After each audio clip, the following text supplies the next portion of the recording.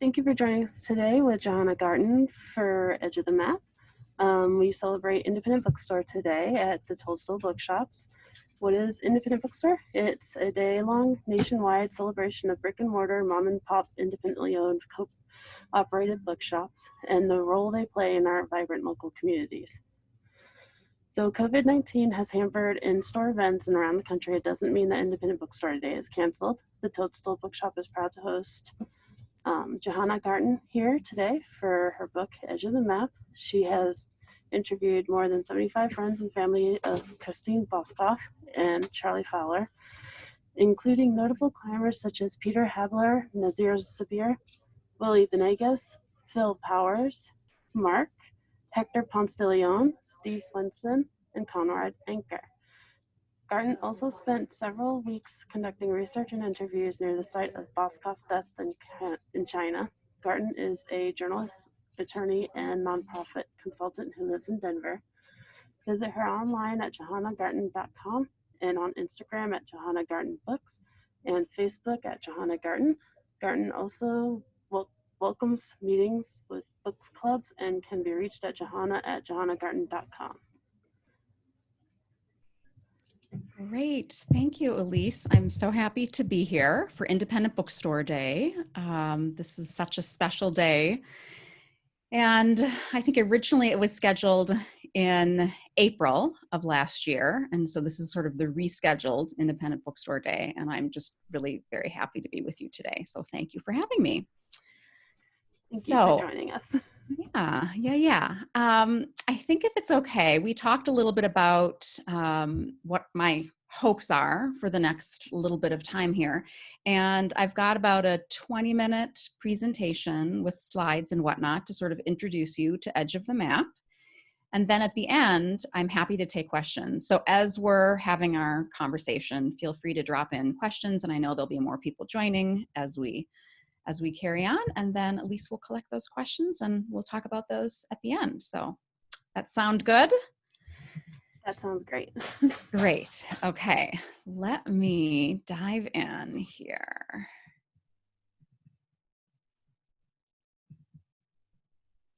Perfect. And Elise, you can see that? Awesome. Okay. Yep. So thank you again so much for hosting me. I am excited to be with you today and to talk about Edge of the Map, which has been a real labor of love for me. It's taken about 3 years to research and write and publish the book. And now I'm out talking about it. All of my talks are obviously virtual because the book was released on April 1st, for better or worse, just as all of us were getting a little bit locked down. So I was scheduled to go on a book tour, et cetera, and that didn't happen. So now I'm actually reaching many viewers, or not viewers, but many readers I didn't anticipate reaching because I'm able to sort of travel all across the country virtually, which has been really great. So this is not my first book, it's my second book, but this is the cover of the book, Edge of the Map. And the other book I wanted to show you quickly before we start talking about Edge is Awakening East. This was my first book. I'm a writer based in Denver, and my first book, Awakening East, was published in 2015, and it was about the adoption of my 2 children from China and our subsequent move to China, where we lived for what was a very wacky year. So I have now been working on books full-time for about 6 years. And prior to working on books, I had a number of different careers. I'm trained as a journalist and a lawyer. I worked in nonprofits for many years. I taught at Regis University, which is a private college right here in Denver, for about 10 years. And now I am writing. So this is a picture of Mount Everest, and it's an image that was taken last year in May, and a lot of you may be familiar with it. It was taken by Nims Persia, who is a Nepalese mountaineer, as he was attempting to summit Mount Everest. And it shows what's just this huge queue of climbers on the way to the summit. And I'm including it here because it really illustrates where my journey with Edge of the Map started. And it was because, like so many people, I've always been really fascinated by mountain stories. I am not a climber or a mountaineer, but for my entire life, I've been drawn to stories that take place in the mountains. I just really have always been fascinated with the mentality of climbers and the risks and the drama, the grief that's associated with this sport, and all of the exhilarating highs. So after the publication of Awakening East, I began to look for a second project, and I had a few in mind. One was a piece of fiction that I had been kind of mulling over. One was a deep dive into China's one-child policy.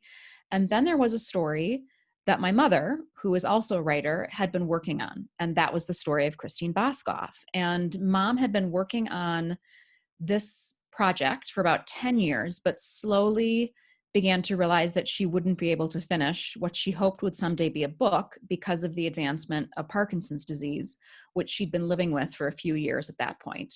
And so at that point, this was about 2017, I offered to help her finish the story, finish the book. So I will share how she got involved with Chris's story in a little bit, but let me just tell you that it was quite a wild ride to sort of jump off into this journey of writing Edge of the Map. I sort of dove in not knowing quite how deep I'd be, but Chris's story was just so incredibly compelling. And of course, I'd heard bits and pieces over the years as my mom had worked on it. So I guess what I always sort of call the headline from Chris's professional career is that she was the only American woman to have summited 6 of the world's 8,000-meter peaks. And that was a record she set in the year 2000. And it's a record that still stands today. And we're now obviously 20 years later, which is quite remarkable.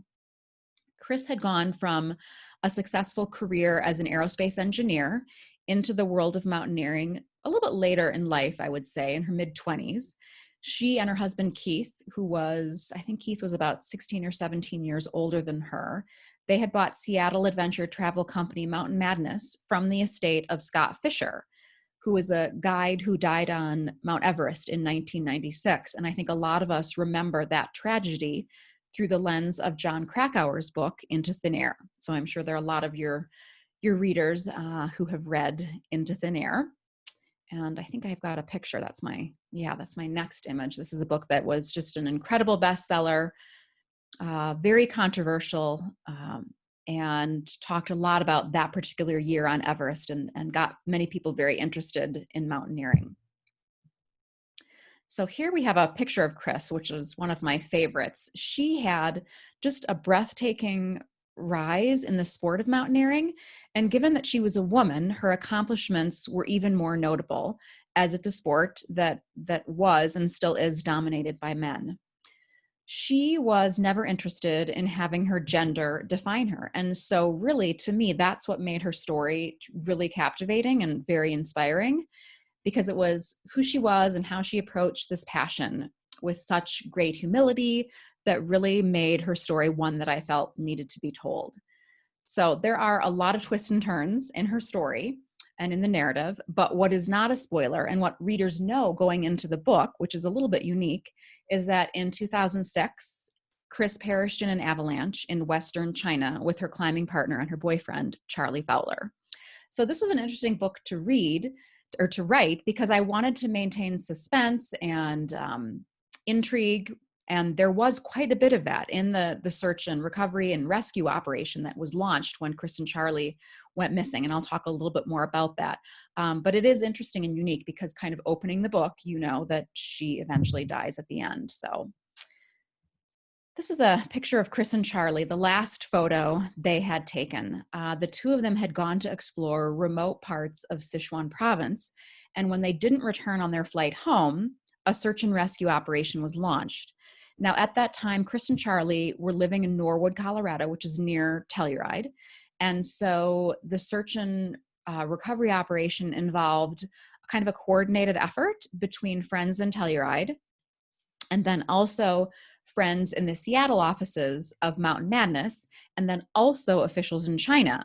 So it was very complicated, involved people on many different continents who spoke different languages, and it was full of lots of emotion and mystery and was quite frantic. It was also taking place right around Christmas in the year 2006, so that added kind of an extra layer of intensity to all of it. This is an image of Ghenyon Mountain, which is the mountain that Chris and Charlie were attempting to summit when they were hit by the avalanche.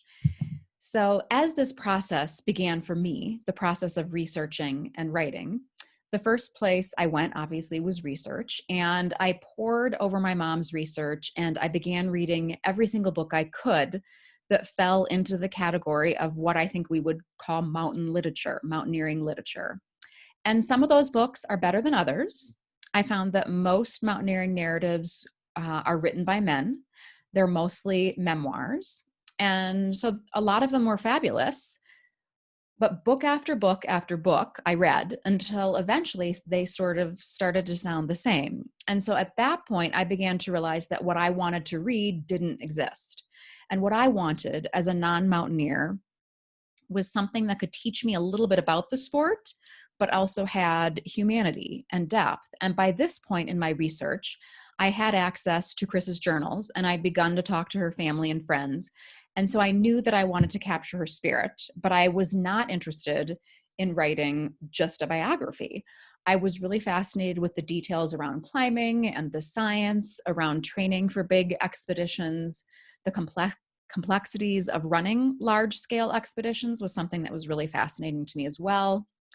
And I wanted something that could definitely inspire people because her life was quite inspiring and capture them as well. So basically, I wanted to write a book that I would imagine wanting to read myself. And so this was a turning point for me because I realized that what I wanted to write didn't exist, and certainly not with a female alpinist at the center of the story. So this quickly got bigger than I imagined. As Elise mentioned, I eventually interviewed about 75 people and I read everything I could get my hands on. I traveled to Seattle and Telluride a number of times. Eventually, I did travel to China to retrace Chris and Charlie's last steps.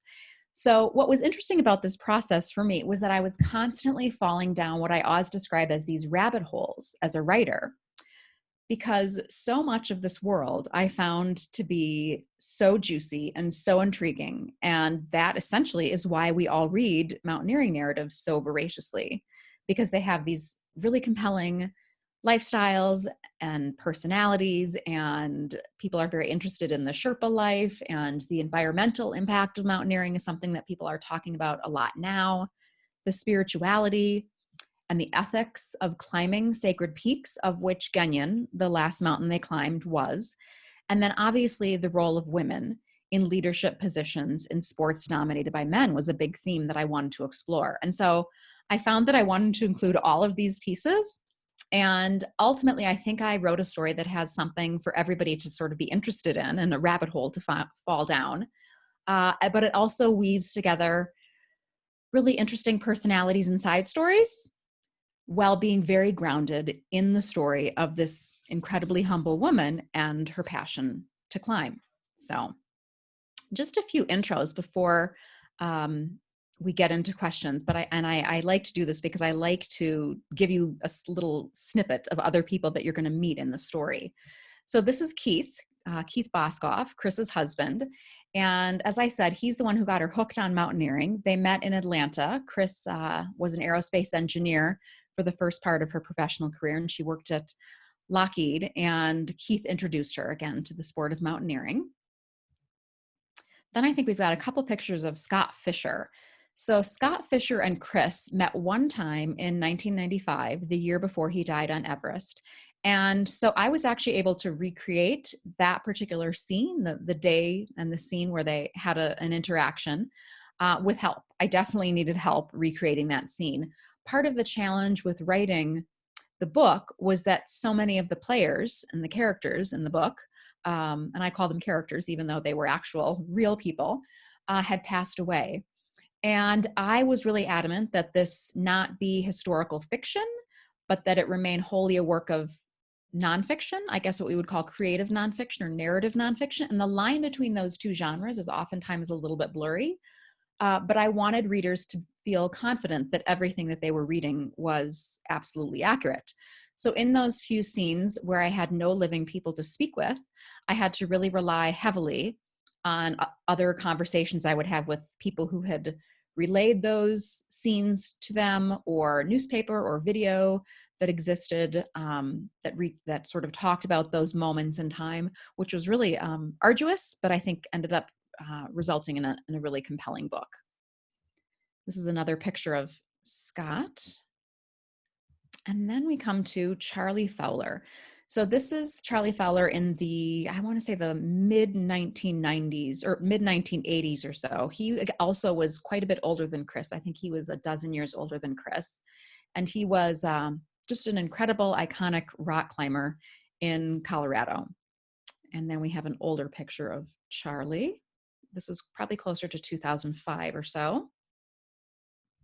Another person you're going to meet in the story is Jane Courage, and she, luckily, happily, is still with us today. She lives out in Seattle, and she was Chris's best friend, and she was just really instrumental to me in helping me understand Chris's personality and her depth, and she helped me, again, with those scenes that I was trying to recreate, because she had oftentimes been the recipient of the stories of those moments that Chris had described to her. So she was very helpful in that regard too, and actually became a very dear friend of mine through this process. And then we have Kylie Sherpa. This was Chris's lead Sherpa at the time that she was running Mountain Madness. And he also, thankfully, is still with us today. He lives in Kathmandu. He's probably 50, 55 years old, something like that. Again, a very dear friend of Chris, and really helped her launch Mountain Madness in Nepal and the Nepal operations. He was very instrumental in that regard. This is the Ghenyon Valley and the site of Chris and Charlie's last trip. It is just a beautiful valley with these really wonderful jagged peaks and beautiful rushing rivers. It sits at about 16,000 feet. And so obviously, because of that high altitude, it has very few inhabitants.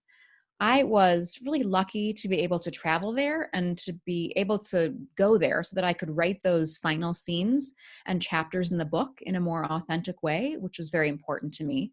And that was a magical experience that I'm very grateful for. I think also being in Ghenyon Valley really helped me put things in perspective and helped me understand what it was that drove Chris and Charlie to climb and seek such unexplored places, which is kind of the crux of the story. What drives mountaineers to take on this sport with such incredible risk, or the potential for incredible risk. And then we've got one more picture. I think this is the last one. This is me again at the base of the mountain.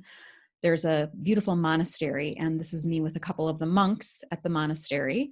They were also invaluable when I was in China, because I was able to spend time talking with them about the power of the mountains. A few of them remembered Chris and Charlie from all those years ago. These particular monks did not speak Chinese. I speak a little Chinese, so that's how I was able to communicate with the monks who spoke Chinese. These particular monks actually only spoke Tibetan. So communicating with them, I guess using the word communication is a little bit of a stretch. It involved a lot of pantomime and drawing pictures and whatnot. So that was kind of a funny little twist in my interview process and my research process. So I think I'll hold on this picture, and then I will get back to the start of the journey, which I think I mentioned I would kind of come back to at the end here, and a word or two about some things that I took away from the process and that I hope readers take away. So I mentioned at the beginning that this was a book that my mom had started many years ago. And so the backstory about how it landed in her lap and mine is something I always like to mention as people are considering reading the book. So Chris and I are both from Appleton, Wisconsin, and it's a city in northeast Wisconsin, which is, I always say, about as far away from the greater Himalayan range as you can possibly imagine. Chris was about 3 years older than me, and though we went to the same high school and only lived a few miles apart, actually, we never met. She graduated again 3 years ahead of me, and she left Appleton, and I followed 3 years later, and eventually both of us ended up in Colorado. I'm in Denver, where I live with my family, and Chris ended up with Charlie in Telluride. And so, as I said, I wasn't a climber. And so I wasn't really in that world of mountaineers. And so that's one reason that I didn't know who she was. But the bigger, I think, and more compelling reason is that she was just so humble. She had summited more 8,000 meter peaks than any other American woman, which makes her a counterpart to Ed Viesturs. Now, that's a name that most people know if they're in mountaineering circles, and it's a name that even radiates outside mountaineering circles as well. But because Chris was so under the radar that even being from the same hometown in the Midwest, I didn't know her, which is pretty fascinating. So it really wasn't until 2006, when Chris and Charlie went missing, that there was a little article published in our hometown paper. And my mom saw it and asked if I knew her, and I didn't. And my mom was intrigued with her story and began looking into it. And once she understood the depth of Chris's accomplishments, she was really convinced it was a story that needed to be told. And so at that point, she reached out to Chris's mom, who lived just a few miles away. And the women forged a really beautiful friendship over many years as mom worked on the book and on the research. She never actually began writing the book, but she did quite a bit of research. And so that friendship was eventually passed on to me, along with all of the boxes of my mom's research and the hopes that one day Chris's story will be told. So, and eventually it was published April 1st. So I love ending there. And I think it's also worth mentioning again how I started all this, which was as a regular person, really captivated by mountain stories and really holding on to that question of why do mountaineers and climbers do this and what drives them? And what I think I found through this process was the concept of everybody has a passion in life. So think about your life and pick the thing in your life which you cannot imagine not having or practicing or doing or creating, whether that's parenting or gardening or yoga or worshiping God, whatever it is. So that is the thing for mountaineers and climbers. They must climb to truly feel they're living to their potential. And I think sometimes because there's this elevated level of risk, people feel entitled to criticize those choices. And it's true that there is a different equation, I think, when you pull in partners and children and whatnot, and all sorts of safety precautions need to be taken, et cetera, et cetera. But it is still very clear to me, having gone through this process and writing this book and having spent a lot of time in the mountains and with mountaineers, that people should really be able to embrace whatever passions drive them, no matter the risk level. So something to consider as you read. And I think I'll end there. And I'm happy now to take whatever questions you might have. So Cecil is asking, how did you travel to the location in the last picture there, and what means of transportation did you use? Oh gosh, that's a great question. So it was quite an ordeal to get to that spot because, again, I mentioned it's at 16,000 feet. So that required flying to Chengdu, China. And then it was about a 12-hour drive to get on, not on roads that weren't great. And it took several days because you have to gradually acclimatize. So I had a guide, and we spent several nights kind of higher and higher until we reached the monastery, which is accessible. There are actually two monasteries. There's a newer monastery that has been built, and there's a road to that monastery. And then we parked there. And then there was about a 2 or 3 hour hike up to this older monastery, which is the one that Chris and Charlie had visited, which is at the base of the mountain at about 16,000 feet. So it was quite an ordeal to get there. And we stayed for about 5 days and camped at the base of the mountain. And, you know, it was really interesting because I live in Colorado. I live in Denver, but I have to say that I don't do well at altitude. So it was tricky for me to sort of sustain myself at 16,000 feet for so many days. Did you have to use oxygen for that time period? That's a good question too. So I did not have to use oxygen. I thought about packing like those canisters of oxygen, but I didn't end up doing that. But what I did do is I took a medicine called Diamox. It's sort of a preventative, which helps with blood sort of vessel constriction.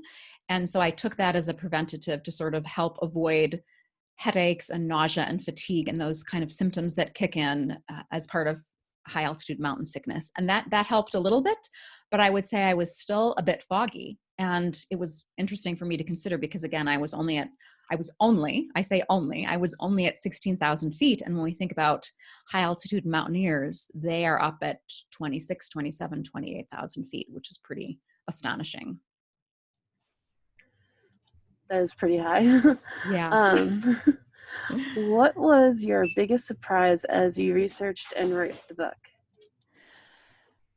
Well, I guess this is probably similar to what we were just talking about. So it was fascinating for me to know that I was from the same hometown as Chris and to know that she had just this incredible adaptability to high altitude, that she was able to just kind of scamper up these mountains. I mean, eventually it would get hard for even her, and she did have to take oxygen at the mountains that were above 26,000 feet. But up until that point, it was relatively easy for her to climb.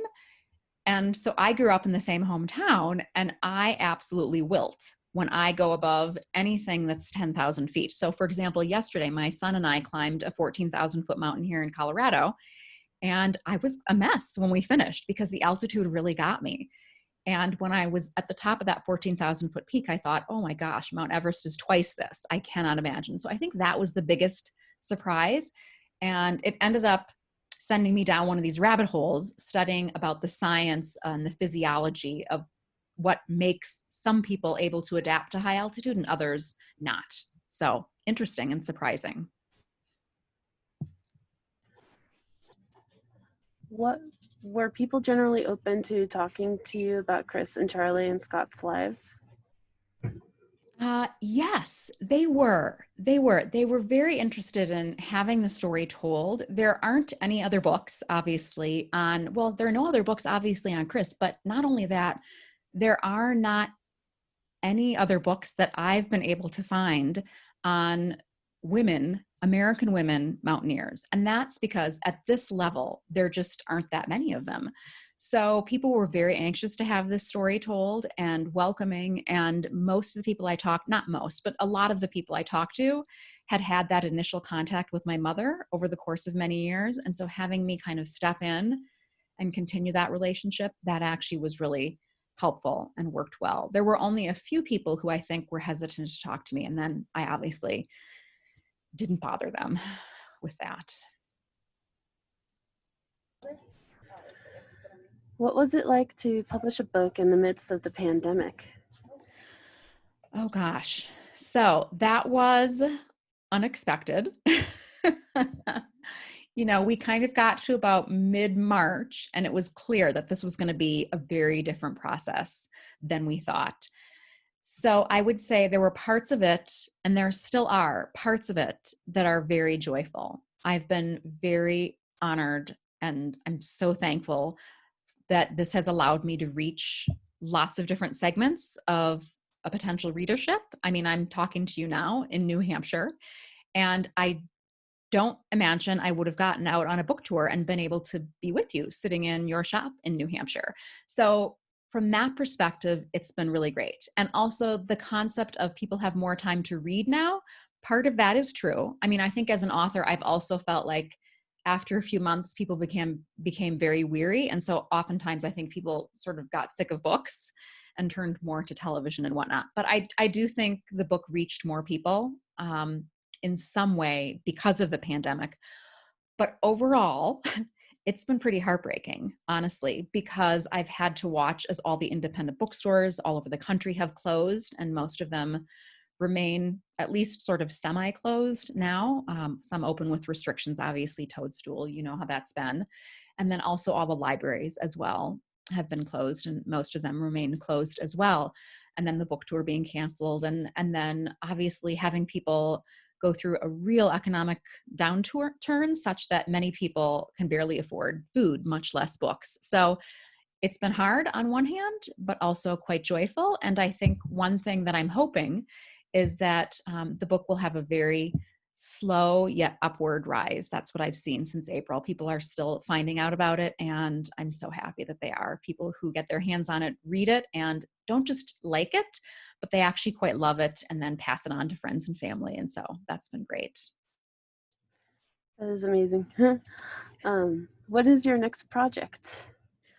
My next project, I'm still trying to put my finger on my next project, but I will say that I have very much enjoyed writing stories about adventure, and in particular, women in adventure is a topic that I'm really interested in. So most of the stories that I'm looking about writing next, whether in short story form or in book form, have to do with women in outdoor adventure arenas. So that's something I'm looking to. And then also, I have had actually a fair amount of interest in the television and film rights to Edge of the Map. So, crossing fingers, it's a book that you read and put down, and most readers say, oh my gosh, this could be a great movie.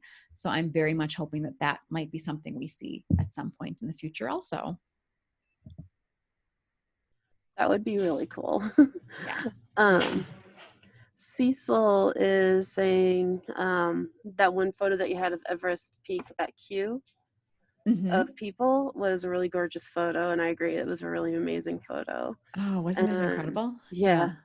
just to Yeah. see that huge line, just Yeah. you wouldn't think that for Everest. Yeah. It's true. It's true. It's hard to imagine that there's a line of people wanting to summit, but that's kind of what's happened now to those mountains, for better or worse, right? I mean, I think that's quite controversial, what's happened to some of those big peaks, both with regards to how it's impacted Sherpa life and also the environment over there and how that's been degraded. You know, one more good thing I think that's come out of the fact that we've all been staying at home for many months now is the climbing season over at Everest was really lost. They had to shut down those mountains. And so I guess I shouldn't say that's good, because that's really affected the income of many people. But from an environmental standpoint, I think it's been nice for that mountain to have a rest this year. Agreed. The environment got a Mhm. much needed break from Mhm. humans in general, for the Yeah. most part. Yeah. Um, and then he also said that he never really associated mountaineering, especially with Everest, as a sport, as it's so Mm. extreme and done by relatively few. Oh, interesting that he never considered it a sport. I guess maybe because it's not played out in sort of a competitive field per se, and there's nobody who's really keeping score per se. I can see why that would be the case. You know, it is really interesting in terms of how people describe mountaineering. A lot of people say you can, in the sport of mountaineering, you can buy your way into the Super Bowl, which is essentially true. If you really want to climb Mount Everest, you can pay $60,000 and have somebody sort of take you over, and you can train and you can summit Mount Everest. So in that regard, it is different than other sports. I can see how that's a perception that could be out there. Yes. Um, he also had one other question. It's kind Mhm. of off topic, and it's basically, do you have any thoughts on China today? Oh my gosh. Okay, this could be a whole nother conversation. I mean, I have a lot of thoughts about China. My relationship with China is pretty complex because I think I mentioned both of our children are adopted from China. So Correct. on one hand, I'm very grateful to China for allowing us to be able to create a family. However, the way that the way that we were able to create a family is because China had a one child policy, which I definitely don't agree with, and it ended up in people abandoning babies and and that's how we created our family, etc. So my relationship with China and all of my thoughts about China are very confusing and very tricky, ranging from I'm passionate about my children embracing their Chinese heritage such that we moved them over to China and lived there for a year. I mean, who in their right mind moves their family to a communist country? But we really wanted to do that. And so I have a deep love of that country.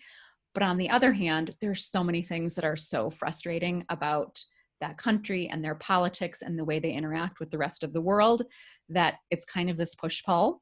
And I think that's the case for a lot of people in the United States and around the world, a very mixed bag of emotions when it comes to China. I agree. I find China Mhm. very fascinating, and the culture and the rich history and all the Yeah. ancient civilization is just Mhm. amazing. But then you go into the current politics and it's like, Yeah. Yeah. um, Yeah, I agree. And you definitely, if you're interested in sort of the politics in China and the intricacies and the nuances of cultural innuendo and how people manage those relationships, you definitely get that in this book as well. And it's because at the end of the book, you sort of see how this search and rescue had to operate with these American teams and these Chinese teams and how difficult that was. Cross-cultural communications can be a really tricky thing. And especially in the middle of a tragedy like this, it was made much, much more challenging. was there any particular challenge that you can highlight from that type of interaction that they had, Mm. or anything that was notable about it?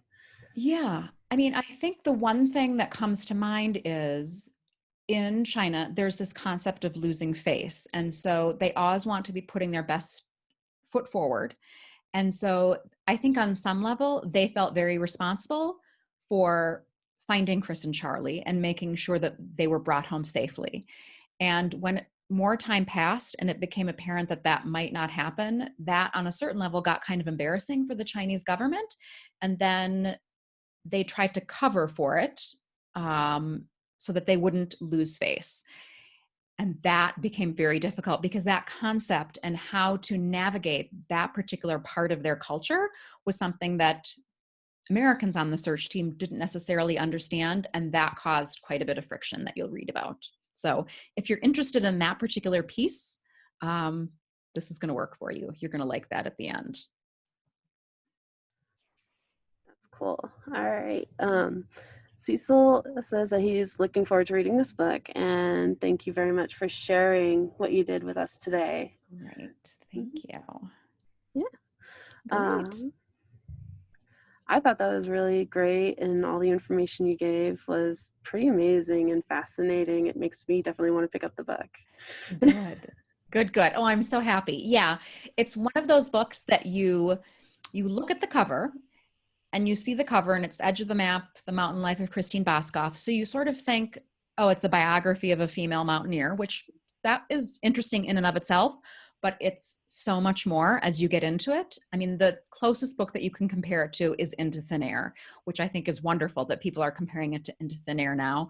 And it's kind of a companion for that book. But once you fall into it, it's a really fast read. People stay up all night reading it to finish it. And yeah, it's got a little something for everybody. It's actually become a really great book for book clubs.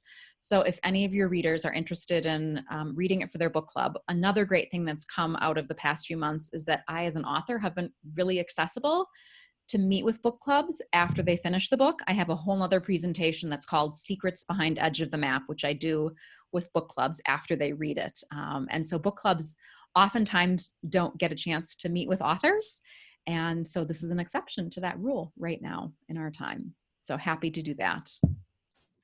I'll have to see about maybe putting like a little bookmark or something like that with that type of information into the book so that those who pick it up may, if they're part of a book club, then they'll recommend it to their local Yeah. book club. Yeah. Because we have That would be great. quite a few in this area. Oh my gosh. Yeah. Oh, I love that. I Oh, love yeah. that. Especially as the weather turns chillier. This is a great book to sort of curl up with. And then to be reading a Hmm. book and knowing that you're going to get a chance to talk with the author at the end of the book to ask all these questions that you have. That's really special. It's special for readers, but also it's really meaningful for me because I'm not out there in the world talking to them in person. So this is great. Yes. Um, yeah. Thank you very much again for this presentation and Thank everything. You've you. been a delight for our store. Thank you. And yeah, we'll be posting this video up on YouTube for everybody to see. So thank Great. you. Thank you, Elise. Mhm. Have a good day. You too.